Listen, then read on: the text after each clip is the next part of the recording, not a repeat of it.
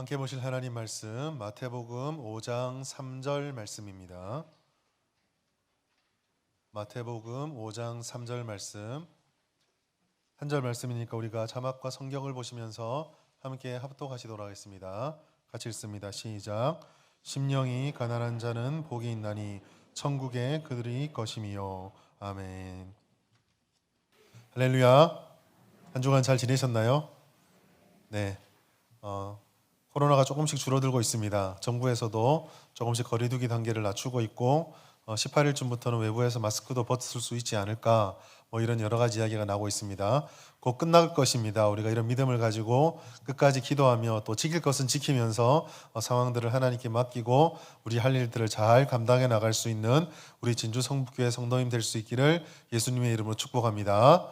옆에 분들 함께 인사하실까요? 잘 사셨습니다. 잘 오셨습니다. 은혜 받으십시오. 네.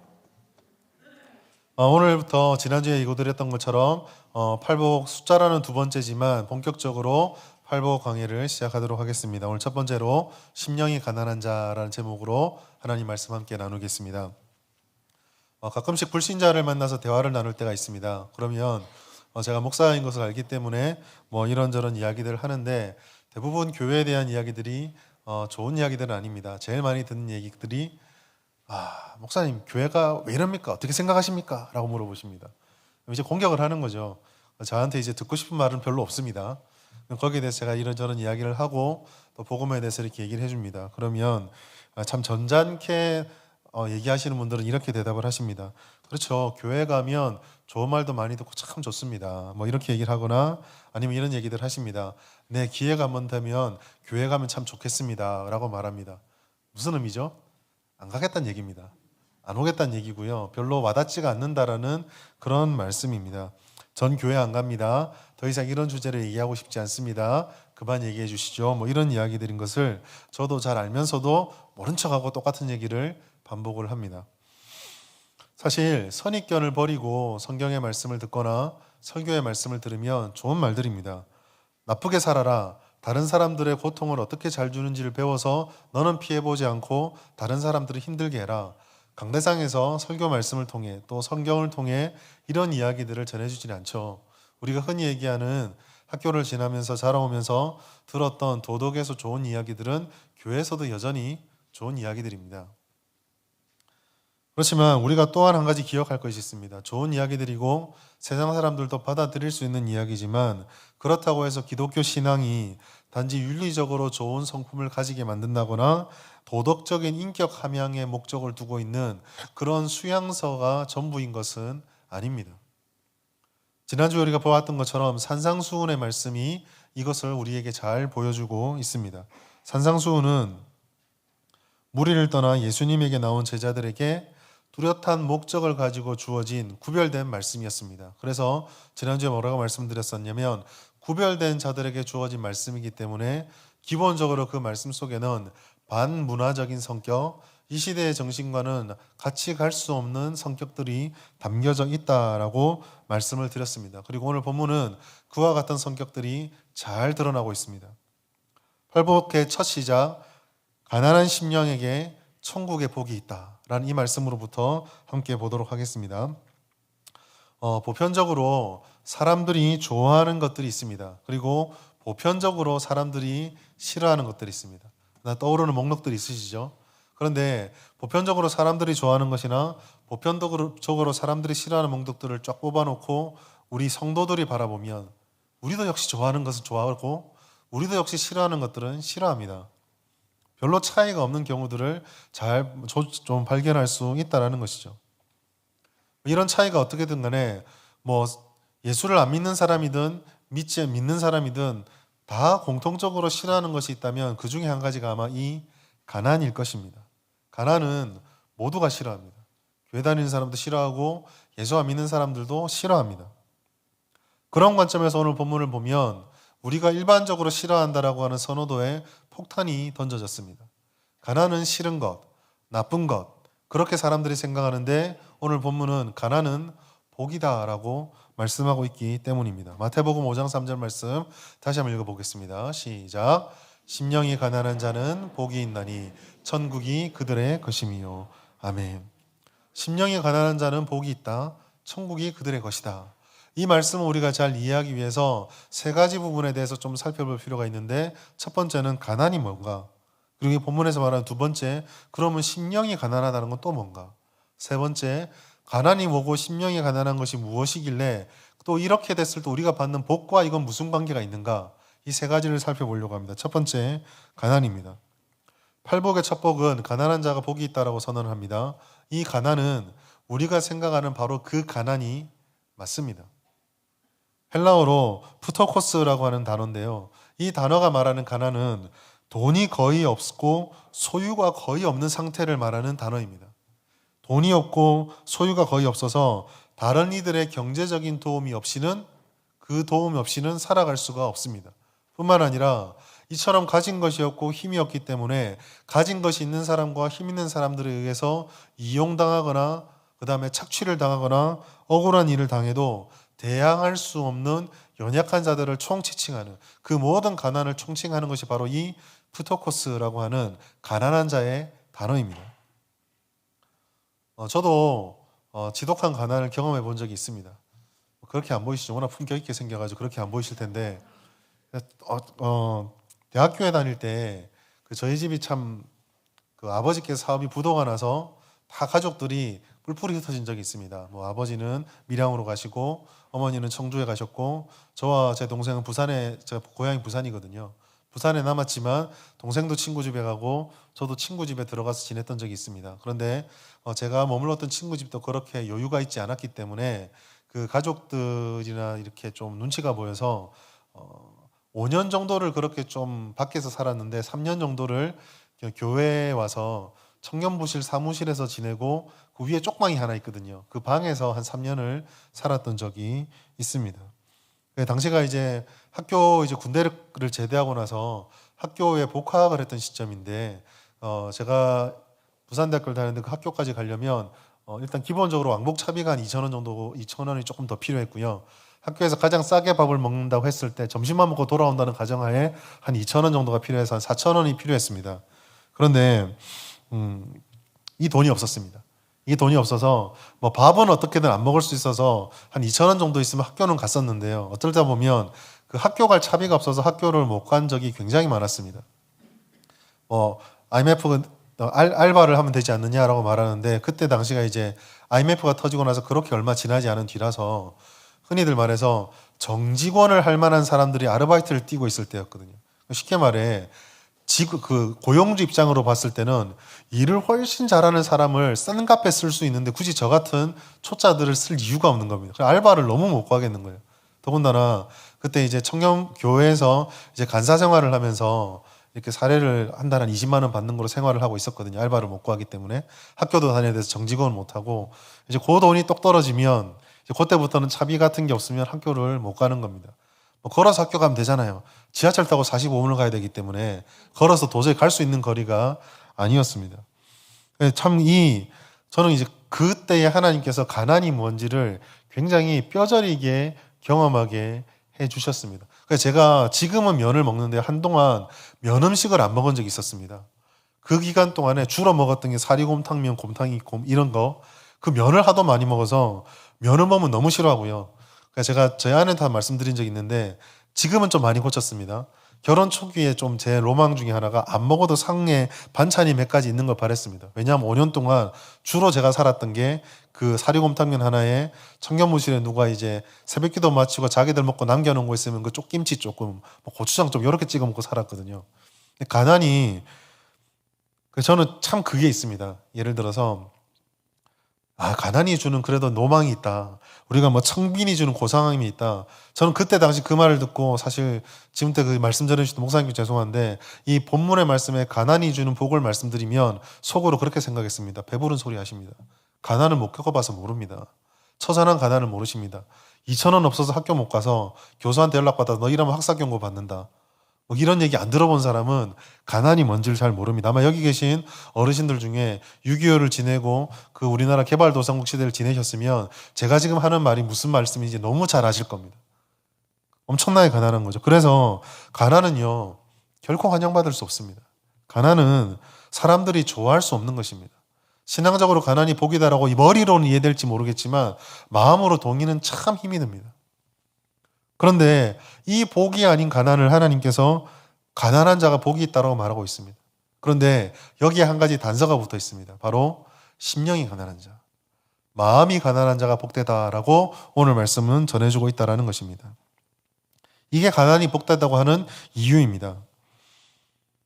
여기서 심령의 가난함, 가난한 게 복되다고 한다는 이 말을 또 우리가 좀 잘못 오해해서 윤리적으로 이해하지 않도록 주의해서 생각할 것이 하나 더 있습니다. 오늘날 우리가 이 땅을 살아가면서 물질이 굉장히 팽배해져 있는 물질 만능주의 시대를 살아가고 거기에 대한 반대급부적인 개념으로 신앙을 가진 사람들이 물질에 대해 얽매이지 않는다라는 이 이론만 가지고 무조건적인 이 물질에 대해서 악하다고 생각하거나 부에 대해서 적대감을 가지는 마음들이 있다면 성경이 그렇게 얘기하고 있지 않다는 사실을 기억할 필요가 있습니다. 성경은요, 부에 대해서 무조건 악하다고 말하진 않습니다. 그 부분은 나중에 또 말씀을 드릴 텐데요. 그런데 그럼에도 불구하고 우리가 기억할 것은 부유함이 있을 때, 즉 부족함을 느끼지 않는 경우에 하나님에 대해서 전적으로 의존하는 경우가 드물다라는 것도 사실이다라는 점입니다. 단적인 예로 사업이 힘들어지거나 인생의 어려움이 찾아오거나 고민이 생기면 기도합니다.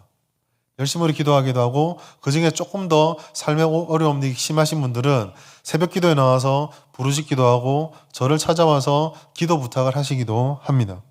그런데요, 그 문제가 해결되어지고 큰 성공이 찾아오게 되면 어느새부턴가 사라지고 맙니다. 하나님, 이 상황만 해결해 주시면 하나님을 내가 정말 잘 믿겠습니다 하고 말하다가도 그 상황이 해결되고 나면 그 상황이 있을 때 기도했던 것을 잘 지키는 경우가 흔하지 않다는 거죠. 물론 그런 분들이 있습니다. 그렇지만 흔하지는 않더라고요. 잠언의 지혜자는 바로 이와 같은 우리 인간의 이중적인 면을 잘 알고 이 부분을 이렇게 언급해 주셨습니다. 잠언 30장 8절 말씀 같이 읽겠습니다. 시작. 곧 헛된 것과 거짓말을 내게서 멀리하옵시며 오직 필요한 양식으로 나를 먹이시옵소서. 이 말씀을 잘 보시면 가난하게도 마옵시고 부하게도 마옵시고 라고 말했습니다. 가난하게도 마옵시고 충분히 이해할 수 있습니다. 충분히 공감합니다. 그런데 왜 부하게 하지 말라라고 하셨을까요? 30장 9절 말씀입니다. 혹 내가 배불러서 하나님을 모른다. 여호와가 누구냐 할까오며 혹 내가 가난하여 도둑질하고 내 하나님의 이름을 욕되게 할까 두려워함이니이다. 지혜자는 배부른 사람, 즉 배가 불러지고 부유해졌을 때 하나님을 잘 찾지 않는 본성이 사람에게 있다는 것을 잘 알고 있었습니다. 따라서 이 지혜자는 하나님을 모르게 만드는, 하나님으로부터 멀어지게 만드는 분은 아무리 세상 사람들이 볼 때 아유 부유해서 너무 좋겠습니다. 얼마나 풍족하심이 복입니까? 라고 말할 때 복이 아니다라고 말할 수 있었던 것입니다. 바로 이 지혜자의 고백에서 우리는 심령의 가난이 무엇인지를 발견할 수가 있습니다. 지혜자의 간구, 가난과 부에 대한 간절한 기도는 이 모든 것들은 결국 하나님과의 나의 관계가 어떻게 되어 있는가를 근거로 해서 드리는 고백입니다. 부로 인해서 하나님을 모른다는 것, 하나님을 외면하는 것입니다. 반면에 가난으로 인해서 범죄를 한다는 것은 하나님께서 율법을 주시고 하나님의 백성답게 살기를 원하셨던 그 기대를 깨어버리는 죄를 지어서 또 하나님과의 관계가 깨어져 버리는 것입니다. 이 두 가지 다가 우리가 하나님과의 관계와 연결되어 있다는 사실을 잠언의 지혜자는 알기를 원했던 것입니다. 그러면 오늘 본문에 초점 맞춰서 부유함이 이와 같이 하나님을 외면하게 만든다고 한다면 우리의 영적인 유익을 위해서 경제적인 궁핍함을 추구하고 그것을 마땅히 받아들이면 되는 것인가? 라고 질문할 수 있습니다. 솔직히 말해서 현실적으로 보았을 때, 목회자 입장에서 보았을 때 정말 여러분들이 부유하고 평안하고 만족함을 누리기 바라지만 때로는 영적인 유익의 측면으로 보았을 때 부유할 때보다는 부족함이나 어려움이 생겼을 때 하나님과 더 친밀해지고 가까워지게 만드는 것은 분명합니다. 그것은 목회자인 저도 마찬가지입니다. 아플 때, 목회 장벽이 생겼을 때 성도들의 고민을 들었는데 도저히 제 힘으로 해결할 수 없는 그런 장벽을 맞닥뜨린 것 같을 때 분명히 기도는 더 간절해지고 더 하나님께 부르짖게 되는 것은 사실입니다. 그렇지만 이 본문은요, 단지 소유의 유무에 따라서 그렇게 바뀌는 간절함, 그것이 우리가 가지는 간절함이다라고 말하고 있지는 않습니다. 오히려 우리는 심령의 가난함이란 말이 어떤 말인지를 조금 더 집중할 수 있어야 합니다. 심령의 가난함. 왜 이 말에 집중하냐면 잘못 생각해서 이 심령의 가난함을 어떤 조건처럼 생각한다면, 즉 우리가 마음을 가난하도록 뭐 수양을 쌓든지 다른 사람들에게 내가 가진 물질을 다 퍼주든지 뭐 그렇게 해서 내 행동이 조건이 되어버려서 천국의 복을 받을 수 있다라고 만들어버리면 하나님의 복은 결국 우리의 행동 여하에 달려있다라는, 즉 우리가 그 조건이 되어버린다라는 공로가 되기 때문입니다. 이러이러한 것, A의 공식, B의 공식, C의 행위들 1, 2, 3 요게 충족되면 천국은 네 거라고 해버리면 아마 우리들은 1년 차 때는 요거 해결하고 2년 차 때 요거 해결하고 이런 식으로 해서 6년 차에 천국 달성 계획 프로젝트 뭐 이렇게 달려갈 수도 있습니다. 근데 팔복은 그러한 것을 목적으로 하는 것이 아닙니다. 심령의 가난함은 우리의 어떤 상태를 말해주는 것은 분명한데 그게 우리가 달성할 수 있는 조건이 된다라고 말하는 것은 아닙니다. 조금 난해할 수 있는데요. 그러면 이러한 것이 그러면 도대체 심령의 가난함이 뭐냐라고 물으신다면 이거를 제대로 이해하기 위해서는 그 다음 우리에게 주어지고 있는 이 복과의 관계에서 설명을 해야만 합니다. 그래서 세 번째로 우리가 봐야 되는 것은 우리가 복을 받게 되는 천국, 하나님께서 가난한 심령에 주신 그 복을 살펴보아야 합니다. 팔복의 본문, 복에 대해서 말씀하는 것이니까 복 받는 비결처럼 생각될 수 있는데 3절부터 10절까지 이 팔복의 내용들을 잘 보시면 그 속에, 그 구조 속에 이 팔복이 도대체 뭘 의도하는지가 뚜렷하게 드러납니다. 마태복음 5장 3절 말씀 같이 읽겠습니다. 시작. 심령이 가난한 자는 복이 있나니 천국이 그들의 것이며. 방금 우리가 읽었던 말씀이죠. 근데 10절 보겠습니다. 10절 같이 읽습니다. 시작. 의를 위하여 박해를 받은 자는 복이 있나니 천국이 그들의 것임이라. 벌써 최근에 설교를 하면서 이 얘기를 벌써 여러 번 드렸던 것 같은데 지금 오늘 보여주고 있는 이 3절과 10절까지의 구조는 전혀 낯선 것이 아닙니다. 벌써 몇 번 말씀드렸던 것인데 여기서도 이 구조 속에도 인클루지어, 봉투기법이라는 기법이 그대로 사용되고 있습니다.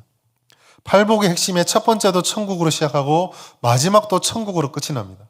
그 천국으로 싸져 있는 봉투 속에 팔복의 여러 가지 상태들에 대한 하나님의 말씀이 들어 있습니다. 이것은 결국 이 천국이란 복 앞에 8가지의 행위들이 등장하나 우리가 복 받는 비결이 8개의 길이 있다는 것을 말하는 게 아님을 알 수 있습니다. 강조점은 궁극적인 복이라고 하는 거, 하나님의 제자가 돼서 누리는 궁극적인 복은 천국에 있다라는, 하나님 나라에 있다라는 것을 강조해주고 있는 것, 이것이 바로 팔복의 목적입니다. 그래서 천국은 하나님의 나라이기 때문에 팔복에서 말하는 복은 세상적인 관점에서 말하는 일반적인 복과는 다릅니다. 천국은 세상의 나라와 다릅니다. 사람의 노력과 힘으로 획득할 수 있는 것이 아닙니다. 만들 수도 없습니다. 오직 천국의 복이라고 하는 것은 하나님께서 제자들에게 은혜를 불러주셨던 것처럼 오직 하나님만 주실 수 있는, 하나님에게만 있는 하나님의 복입니다. 그렇기 때문에 이 복은 하나님 말고 다른 것으로 대체할 수 있는 방법이 없습니다. 무리 속에서 무리처럼 살아가면서 무리들이 다 좋다고 여기는 그런 것으로 대체할 수 있는 것이 아니다라는 것입니다. 심지어 이 복은 보통 사람들이 생각하는 자기 만족, 즉 자기의 주관적인 만족이나 자기가 느끼는 감정과도 전혀 상관이 없습니다. 그런 것에 의존하는 것이 아닙니다. 그렇기 때문에 이 팔복에서 등장하는 팔복, 복, 마카리오스라고 하는 헬라어 단어는 단순하게 네가 손에 쥐어진 그것, 네가 느끼는 그것을 말하는 주관적인 복을 의미하는 것이 아니라 누가 보아도 복이라고 말할 수 없는, 심지어 아무도 깨닫지 못하나 영적인 눈을 뜨고 하나님께서 주셨던 그 복에 가득 차 있어서 세상의 그 어떤 것으로도 바꿀 수 없는 극한의 복을 누리는 상태에 있을 때에 마카리오스라는 단어를 사용했습니다. 이것을 우리나라 말로 표현할 때 이렇게 표현합니다. 지극한 복의 상태, 지복의 상태를 마카리오스, 복 있는 자다라고 말씀을 하였습니다. 그렇기 때문에 이 복은 하나님 안에만 있고 하나님만이 주실 수 있고 그 어떤 것으로 방해되지도 않고 그 어떤 것으로도 훼손되지 않는 완전 무결한 복이 우리가 받는 복이다라고 말씀해주고 있는 것입니다. 자, 이렇게 우리의 복이 돈을 좀 더 번다거나 출세한다거나 사람들이 나를 이런 복이 아니구나. 그러면 하나님께 있는 절대적인 복이구나. 이것을 깨닫고 나면 그 다음 질문은 당연히 이 질문일 수밖에 없습니다. 우리가 무슨 자격이 있길래 그 복을 받을 수 있단 말인가? 이게 그 다음 자연스럽게 따라 나오는 질문입니다. 사랑하는 여러분, 우리 중에 누구라도 우리가 알다시피 하나님에게 그 어떠한 것도 내가 받을 만한 자격이 있습니다. 이것은 나를 위해 준비된 것입니다. 라고 말할 만큼 자격을 갖춘 사람이 있습니까? 아무도 없습니다. 하나님께서 천국의 복을 준다고 말씀을 하였지만 그 복이 어떤 복인지를 알고 나면 도대체 하나님이 앞에서 어떤 조건을 달아준다고 해서 그 조건을 내가 만족시킬 수 있을까? 가난한 심령, 어디까지 가난해져야, 얼마만큼 가난해져야, 언제까지 가난해야 이 복을 내가 누릴 수 있을까요? 이 복의 정체를 명확하게 깨닫고 나면 우리가 이 자격이 없는 자다라는 사실이 너무 확실해집니다. 그런 우리들에게 하나님께서 그 복에 합당한 마음을 가지라라고 겸손과 겸비함이 있어야 된다라고 말씀을 하는 것입니다. 그러면 하나님께서 이런 겸손과 겸비함이 우리에게 있어야 된다고 말씀하셨다면 도대체 어떻게 하면, 아무 조건도 능력이 없는 우리들이 어떻게 하면 그 겸손과 겸비함을 천국의 복을 누릴 수 있는 가난한 심령이 될 수 있다는 말입니까? 어떻게 하면 될까요? 마태복음 4장 17절 말씀입니다. 같이 읽겠습니다. 시작. 이때부터 예수께서 아멘. 바로 이것이 우리의 심령이 가난해지는 비결입니다. 회개입니다. 천국의 복을 누리는 소망, 예수님께서 산상수훈을 말씀해 주실 때 제자들에게 그리고 사람들에게 은혜를 베푸시고 가르침을 주실 때 그 첫 시작, 천국이 가까웠다라고 사역을 시작하시면서 모든 것을 선포하실 때 그 첫 시작이 바로 회개에 있었습니다. 심령이 가난한 자가 그렇다면 누구입니까? 회개한 자입니다.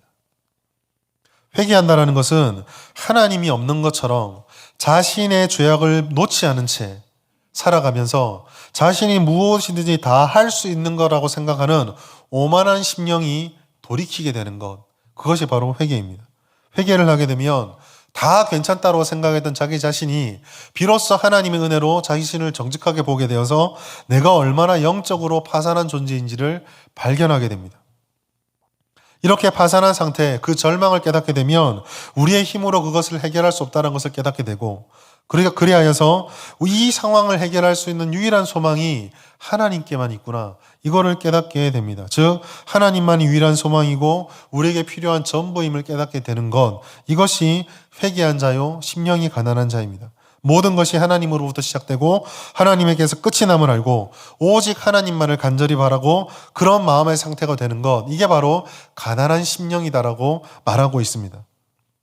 그렇기 때문에 가난한 심령은 회개한 심령이고, 회개한 심령은 하나님 앞에 아무것도 자랑하지 못하는 심령이기에 가난한 심령은 반드시 겸손과 겸비한 자세로 나타날 수밖에 없습니다.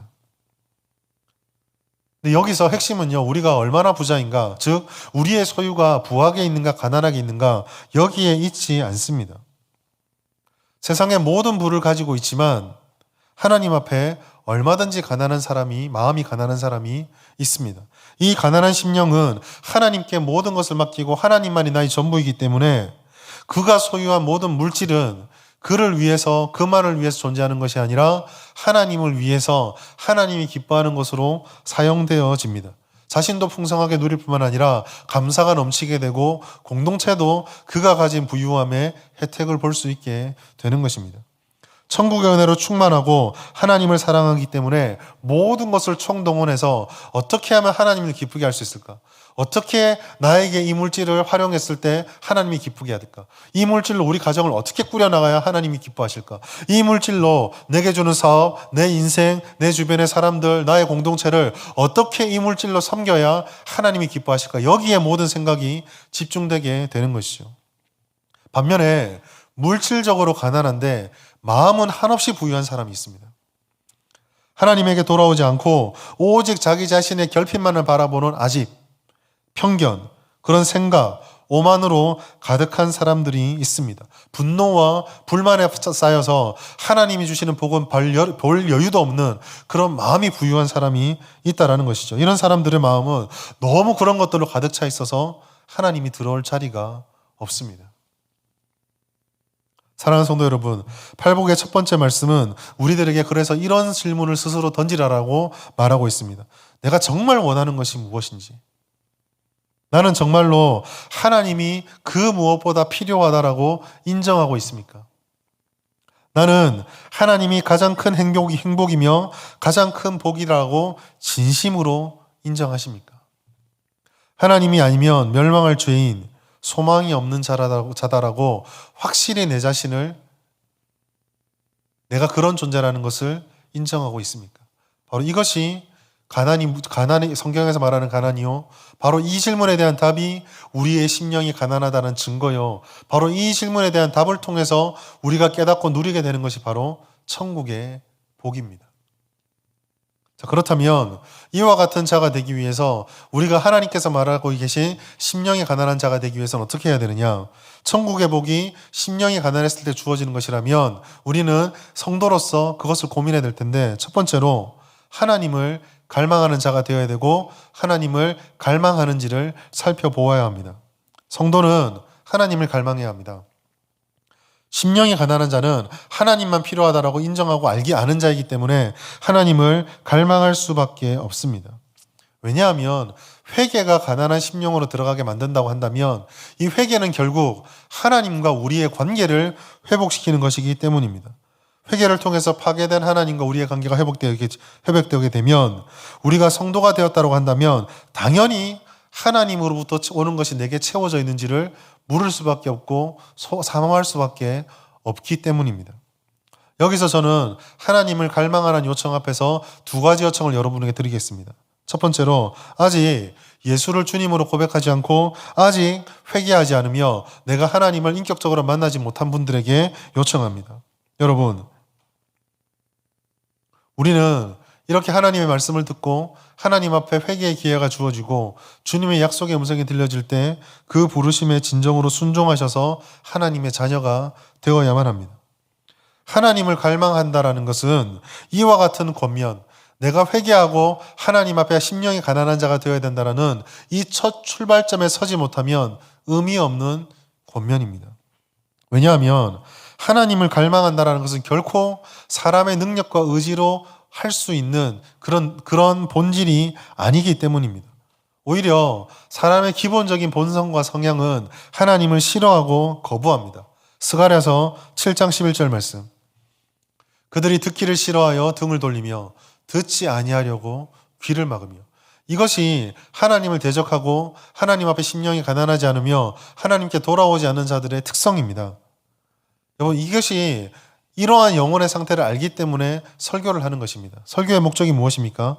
설교의 목적은 하나님의 말씀 속에 담겨있는 하나님의 음성을 가감없이 전달하는 것이고, 그 음성이 각자의 심령을 요동하게 해서 잠들어 있는 여러분들의 마음을 깨우고 결심하게 만드는 것이 설교의 목적입니다. 하나님께서 약속하신 천국의 복이 이 설교를 통해서 여러분 마음속에 울림이 있길 바랍니다. 천국의 약속과 그 은혜를 깨달으십시오. 하나님을 모르는 여러분의 심령이 얼마나 비참해져 있고 얼마나 절망 속에 있고 얼마나 영적 파상 상태에 있는지를 깨닫게 되길 바랍니다. 하나님께서 여러분들에게 그러한 은혜를 주셔서 깨닫는 은혜를 주시기 바랍니다. 동시에 이러한 확신이 여러분들에게 생기길 바랍니다. 이 모든 것들은 예수님을 만나고 회개하면 회복되어지고 돌이켜집니다. 두 번째로, 예수를 믿고 성도가 되었다고 생각하는 성도 여러분들에게 권면하겠습니다. 여러분, 정말로 여러분들이 예수님을 정말 사랑하고 갈망하고 예수님을 최고로 여기시고 하나님을 최고로 여기시는지 꼭 물어보시기 바랍니다. 정말로 하나님을 원하십니까? 정말로 그 은혜를 따라 오늘도 살고 있고 그 은혜만을 따라 살기를 원하십니까? 심령이 가난하다고 하는 것은 하나님께서 내게 절대적으로 필요하다는 사실을 겸손히 인정하고 나를 내려놓는 것입니다. 시편 42편 1절 2절 말씀 같이 읽습니다. 시작. 하나님이여 사슴이 시냇물을 찾기에 내 영혼이 하나님 곧 살아계시는 하나님을 갈망하나니 내가 어느 때에 나아가서 하나님의 얼굴을 배울까. 아멘. 바로 이것이 갈망하는 것입니다. 여러분, 신앙은 하나님을 사랑하는 것입니다. 하나님을 사랑한다라고 할 때 사랑은 단지 감정만 요동치는 것이 아닙니다. 마음만 두근두근 뛰는 것이 사랑이 아닙니다. 진정 사랑하면은요, 사람이 바뀝니다. 우리가 아이를 낳기 전에 잠을 참 너무 많이 자서 도대체 일어나지 못하는 청년들도요, 아이를 낳으면 하루에 2시간 자고 일어나고 3시간 이고 잘 일어나고 아이를 깨웁니다. 제가 산후조리원 가서 깨달았던 진리가 바로 이것이었습니다. 청년부 수련회 할 때 도대체가 애들 깨우는 게 낙타가 바늘구멍 들어가면 더 힘듭니다. 안 일어납니다. 자매들 정말 안 일어납니다. 일어납니다. 화장하기 위해서. 일어나긴 하는데 참 안 일어납니다. 잠 깨우기 힘듭니다. 경험하시죠? 그러나요, 산후조리원이 있을 때요, 아기가 울잖아요. 그러면 어머니들 잠 온다고 이따 울어라 그럽니다. 다 나옵니다. 다 물리고 잡니다. 1시간 후에 또 옵니다. 또 나옵니다. 왜 그게 가능할까요? 사랑하면 삶이 바뀝니다. 사랑하면 인생이 바뀝니다. 행동이 바뀌고 존재가 바뀌는 것입니다. 그렇다면 우리가 하나님을 사랑하고 하나님을 갈망한다면 그것은 우리 존재를 걸고 하는 것입니다. 생존을 걸고 하는 것입니다. 바로 그것이 사슴이 시냇물을 찾는 것이죠. 사슴이 목이 말라 물을 찾을 때 여유가 없습니다. 그냥 찾다가 안 찾으면 에이 내일 먹지. 아닙니다. 지금 찾아서 먹지 않으면 죽습니다. 찾든지 죽든지 둘 중에 하나입니다. 말 그대로 사활을 거는 것이죠. 바로 우리가 하나님을 갈망한다는 것은 이처럼 사활을 걸어야 합니다. 내가 할 수 있는 수많은 것들 중에 하나님도 하나를 걸쳐놓는 것이 아니라 이 모든 것들이 내가 하는 모든 것들 의미를 가지려면 하나님밖에 없습니다. 여기에 모든 것을 걸어놓고 그로부터 오는 생명수를 먹으며 사람도 만나고 사업을 영위하고 가정을 꾸려가는 것입니다. 하나님을 갈망하십니까? 그렇다면 우리는 하나님밖에 없어야 합니다. 하나님밖에 없다. 이제 가장 중요한 것이 이것이다. 이게 먼저다. 이러한 절대 의존의 신앙이 여러분들에게 회복되길 바랍니다. 두 번째로 세속적인 부유함을 경계하십시오. 세속적인 부유함은 가난한 심령을 가지지 못하게 하고 하나님을 갈망하지 못하게 합니다. 우리는 세속적인 부유함을 경계해야 합니다. 다시 한번 아까 읽었던 잠언 30장 9절 말씀 읽어드리겠습니다. 혹 내가 배불러서 하나님을 모른다. 여호와가 누구냐 할까 하오며. 배불러서 모른다는 이것을 우리가 경계라 말하는데 여기서 세속적인 부유함의 첫 번째는 우리가 잘 아는 바로 그 물질의 부유함입니다. 흔히들 이런 말을 많이 하죠. 물질은 가치 중립적이다. 물질은 선한 것도 아니고 악한 것도 아니다. 그러니까 우리가 그 물질을 사용하는 우리가 선하면 물질은 선하게 활용이 되어지고 우리가 악하면 악하게 활용되어진다. 그래서 예수 믿는 우리들은 선한 신앙으로 물질을 소유해야 된다. 그래서 우리가 신앙이 바로 선 채로 부유하게 되면 세상에 유익하게 되고 깨끗한 부가 된다. 이렇게 많이 이야기합니다. 20세기 후반에 한국 교회를 휩쓸었던 두 가지 물질에 대한 영성, 청빈론과 청부론 중에 청부론의 핵심입니다. 그러나 여러분 잘못되었습니다. 물질은 가치 중립적이지 않습니다. 성경에서 분명히 말할 때 인간의 타락의 모든 영향력은 모든 만물에 다 끼쳐져 있습니다. 물질도 예외는 아닙니다. 물질도 타락의 영향을 받았습니다. 여러분, 물질과 돈을 생각할 때 미혹을 받는 사람의 연약함만큼 사람의 연약함을 건드리는 물질의 미혹의 능력을 우리는 항상 경계해야 합니다. 물질에게 힘이 있습니다. 돈에 힘이 있습니다. 돈은 사람을 지배합니다. 돈은 사람의 마음을 사로잡습니다. 그렇기 때문에 우리는 늘 기억해야 됩니다. 경제적인 여유에 있는 분이냐, 경제적인 여유를 추구하는 모든 사람들은 물질의 지배를 받을 가능성이 있다는 사실 늘 염두에 두셔야 됩니다. 그리고 물질의 지배를 받지 않도록 힘을 써야 됩니다. 물질을 내가 지배할 수 있다. 재물을 내가 어떻게든지 잘 활용할 수 있다. 나는 그런 능력이 된다. 그것만큼 어리석은 자만이 없습니다. 배부르면 하나님을 모른다 할 수 있다. 우리의 본성입니다. 그렇기 때문에 소유가 자랑이 되지 않도록, 소유가 내 의지의 대상이 되지 않도록 우리는 항상 깨어 있어야 합니다. 가난하든 부유하든 이것은 누구에게나 다 동일합니다. 두 번째로 물질의 궁핍함 역시 우리가 경계해야 합니다. 부유함과 궁핍함은 극단에 있는 것 같습니다. 그래서 전혀 다른 것이라고 생각하는데 결국 물질의 지배를 받는다는 점에서는 동일합니다. 물질을 갈망한다는 점에서 부유함과 궁핍함은 차이가 없습니다. 부유한 자는 현재 소유한 것을 지키기 위해서 집착합니다. 반대로 부유하지 않고 궁핍한 사람은 그 부유함을 갈망하고 아니면 그 부유한 자를 적대시하며 내게 그것이 있어야 된다라고 집착하는 점에서 똑같이 물질에 얽매이게 됩니다. 우리는 이 말씀을 기억해야 됩니다. 역대하 29장 12절 말씀 같이 읽습니다. 시작. 부와 귀가 주께로 말미암고 또 주는 만물의 주제가 되사 손에 권세와 능력이 있사오니 모든 사람을 크게 하심과 강하게 하심이 주의 손에 있나이다. 아멘. 여러분, 물질 만능주의 시대를 사는 우리들은 이 말씀 보면서 이렇게 해석을 합니다. 그렇지, 하나님에게 모든 것이 있으니까 주님을 잘 믿고 따르면 우리가 부하게도 되고 존귀하게 될 수 있다. 신앙을 잘 가져야지, 이렇게 생각을 합니다. 물론 그럴 수 있죠. 그러나 이 말씀의 방점 중에 중요한 것은 부유하게 된다, 존귀하게 된다에 있지가 않습니다.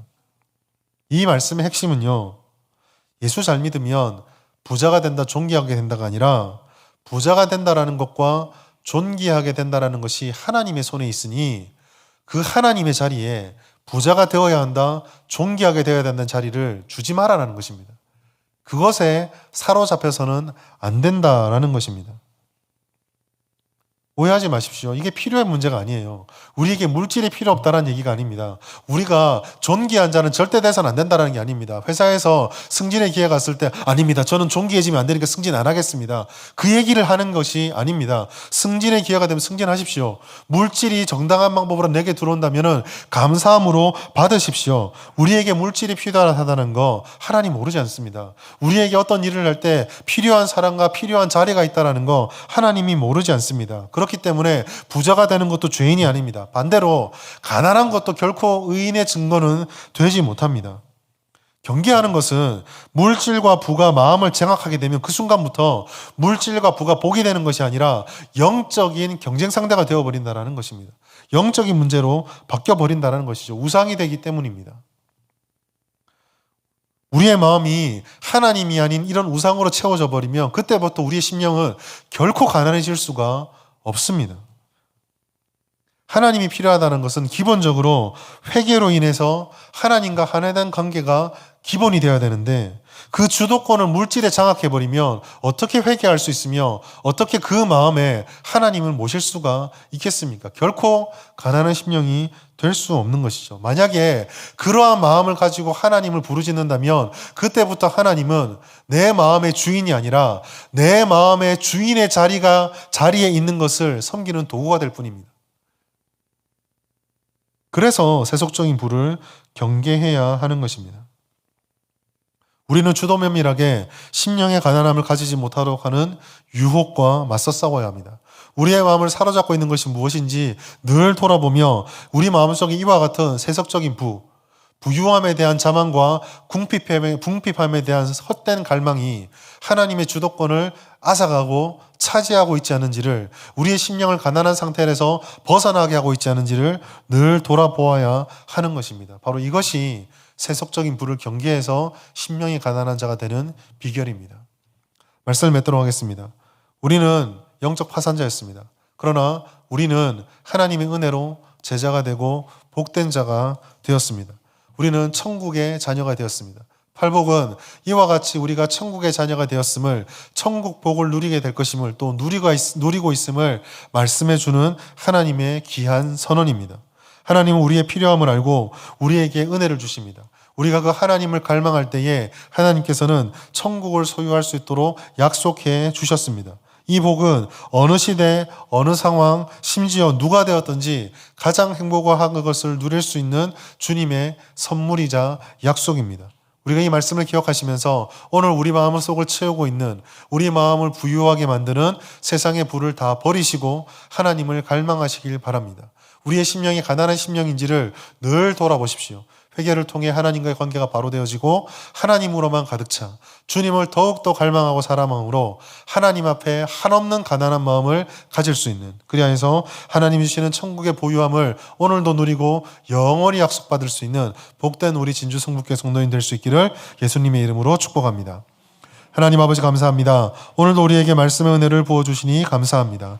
부유함을 미덕으로 있는 세상에서 가난함이 복이라고 말씀하신 것을 오늘 말씀을 통해 보았습니다. 하나님, 우리가 하나님을 갈망하고 하나님을 간절히 필요로 하는 그러한 심령의 가난함을 유지하게 하여 주시고 하나님을 더욱더 갈망하게 하여 주시고 우리의 마음을 채우는 세속의 부와 싸울 수 있도록 분별력과 은혜를 더하여 주시옵소서. 그리하여서 하나님이 주시는 천국의 복과 놀라운 복을 누리며 하나님 은혜 가운데 살아갈 수 있는 복된 우리 진주 성북교회 성도들 될 수 있기를 하나님께서 함께하여 주시고 복을 내려 주시옵소서. 감사드리며 예수님의 이름으로 간절히 기도드립니다. 아멘.